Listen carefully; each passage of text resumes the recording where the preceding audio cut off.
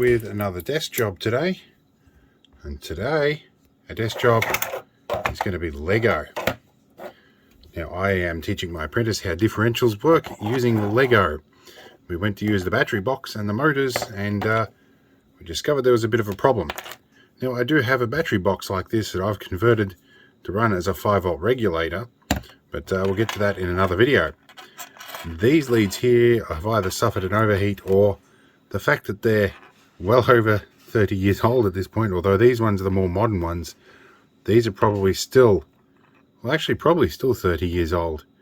In any case, I'm hoping to repair these. I think I've rewired these once before. The problem I have is finding wire of the suitable diameter to fit into these. Fortunately, I found a 5-volt plug pack kicking around that has about the right wire diameter on it. So we're going to chop this off, see if we can wire it into these. Okay, so first of all, we need some wire. We've got that sorted. Okay, now we're definitely going to chop the old wire off these. And that is pretty much going straight in the bin, but this was like a square profile stuff, and I think that was a square profile designed to fit in between the blocks of the Lego. But not much use to us now. It has fallen apart. Now I have a spudger tool here, which if I'm lucky I can get into these little clip sections here and prise this out. If I'm lucky being the key word here. I probably did this once several years ago, meaning like 10 or 15, maybe longer. Okay, we can get that section out. And it would appear that things, yeah, it's basically just a compression fit. There's a couple of little claws in there that are designed to intersect with the cable, much like a punch down block in Cat 5. But we'll do the other one out, and then we'll give it a contact clean. And then we'll hopefully apply a new cable and get the polarity correct. A little square to that.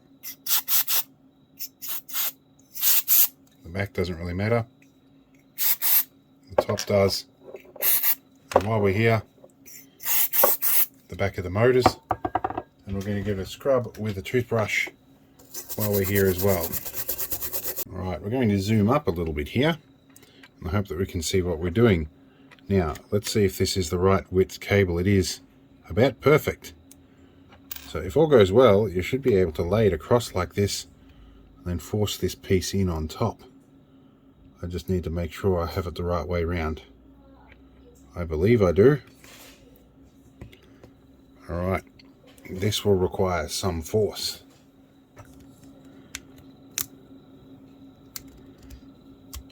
There has to be a special tool for doing this. I think I'm going to improvise something. Right, I'm going to try my cable crimpers, see if they will do it without breaking things. So I can put a little bit of force on there. Maybe not. We'll keep trying. Actually, with a bit of finesse, the cable crimpers actually did the job. So that is interesting. Alright, we'll see if this has actually pierced the cable, and we'll do a continuity test. Okay, we'll plug in a set of probes into the continuity side of my test box, and we have a continuity beeper here. Let's see here. We'll wrap one of these around that pole. That should work. No shorts. We should have on one side of this, we should have a beep. We don't, which means we haven't made contact with the conductor yet. Okay, so turns out this cable is a little bit harder than these were designed for.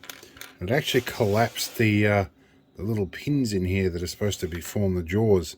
So I think I have an alternative plan. I may get some solder going, and I managed to actually push one of these pins in a little bit, which I'll have to push back out. I managed to damage this corner in the process, so I'll push that back out a little bit, and I may use some solder. Alright, we've got our blocks mounted on a bit of blue tack here. We're going to tin some wire here. Going to a little bit on the iron, give it a quick clean. Going to tin these bits real quick. Okay. Now we want to tin a couple of bits in here very quickly with my smaller iron here. Bit of 6040 tin lead with flux core. Now this could be interesting. I need to get some heat in, but not so much that we melt the plastic. Very nice and quick. Now we drop in through this way, and we're going to solder that one, and this side. We want to be very quick. Oh. There we go, we've got a good bond, and we were fairly quick. Let's do that for the other side. Alright, we've got the wires on the other end tinned, so we're going to really quickly just get a little bit of solder on there. Yep. Don't want to hang around at all. These are not high current contacts. Which way did we have that one? We had the trace on the right hand side. Trace on the right hand side here. Oh, and I forgot to trim the ends off. You just shorten these up just a bit. Position them roughly where we want them. Starting with that one. We'll just take just the tip here. Plonk that on there. Position this somewhere there. Alright. There we go. Okay. Now if all goes well, we should be able to put one of these blocks back in place, which they seem to be symmetrical. And the trick I found was a screwdriver. I found that pushing screwdriver in a central position and a little tap like that on the end of the screwdriver did the job. The blue tack stops it sliding off the bench. We're almost there. Let's give it a hard surface here, if the camera can cope with this. Go. Just a calculated bit of force so we don't mush the pins back in. I did sort of fix this one, but it is a little bit mushed still. See how we go. I'll give it a squeeze with a plier. This is definitely a hack job because I want to get it done to demonstrate something, and we'll get some new ones soon. And these have been hack jobbed several times in the past. That one's actually broken a little bit. Alright. We'll see if we get any kind of continuity from this. Okay, continuity test time. Where's my beepers? Okay, so let's see, on the same side, that's good. Opposite side, that's good. We don't have any connection. Ah, we do. We've got connection through our wires. Try the other side. Nothing on this side. That's, oh, no, we did. We had a beep. Let's poke in here. Okay. So now what we want to do is change the batteries on this. Alright, so I raided my battery collection. I have some batteries. Take our spudger. These are likely not have been kind to this because I didn't realize these were in here, and they've been in there for probably 10 or more years at this stage. So the contacts are probably not going to be pretty in this thing.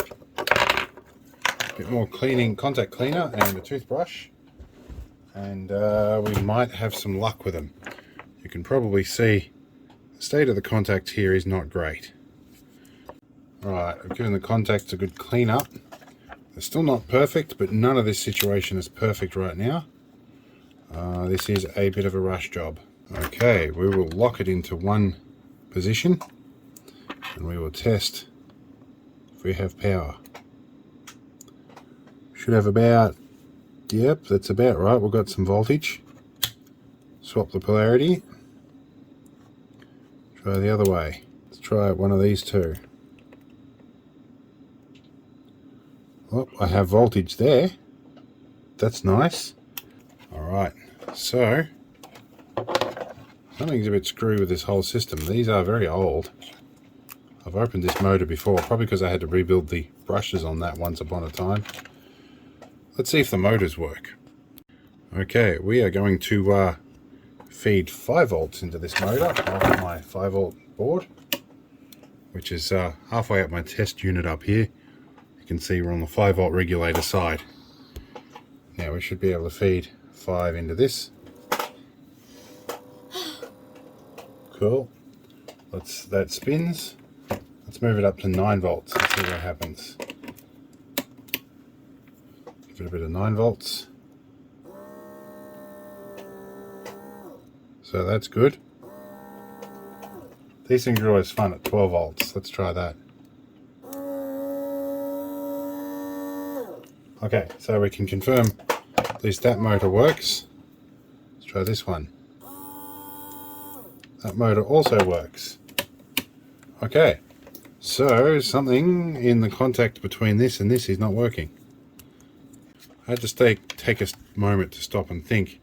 I'm only getting 5 volts out of this, and it's actually 9 volts worth. So what are we, 1.5, 3, 6, 9 volts. No, 3, 6, 7, 8, 9. Yeah, 9 volts. So maybe it's something in the switch contacts.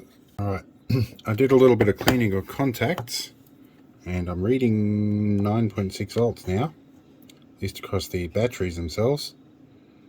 Not much so on the top of the contacts here. So the contacts are probably dirty too. So let's go across both ends of the pack here.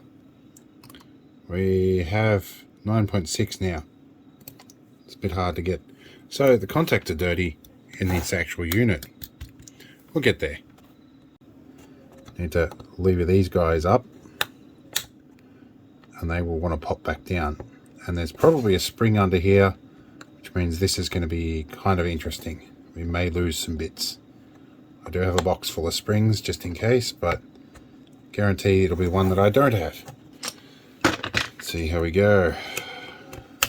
Okay. There we go. Here's our contact block, which doesn't actually look too bad. There's one contact there. Another contact there, 9.6 volts available in there. It's a pretty simple contact, it just pushes one bar down or the other bar down. Not really much to go wrong in that. To that end, I think we might put it back together again. Okay, I thought I'd just test the leads. The leads work. So that's good. So do they work from the bottom? That's the next question. They should.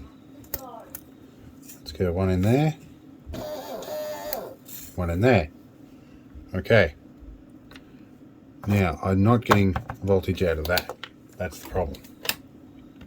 I may have found some of my problem. I think my multimeter might have just gone flat. Okay. Well, that's done well. That's done about 4 years on this cheap battery. And there is a replaceable fuse in these too, by the way. We'll replace the battery and then we'll use the multimeter to check its own battery. Okay. Oh, we're on hold. I had the hold feature on, that's why. So while I'm sitting here doing this, the motor just burst into life all on its own.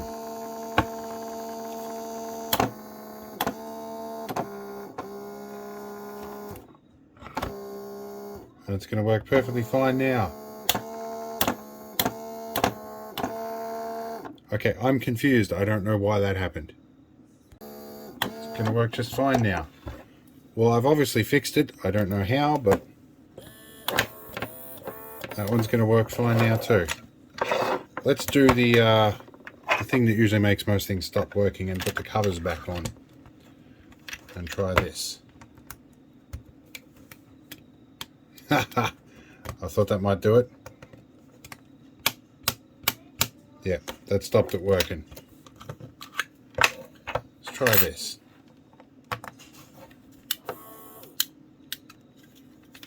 It's going to work part of the time.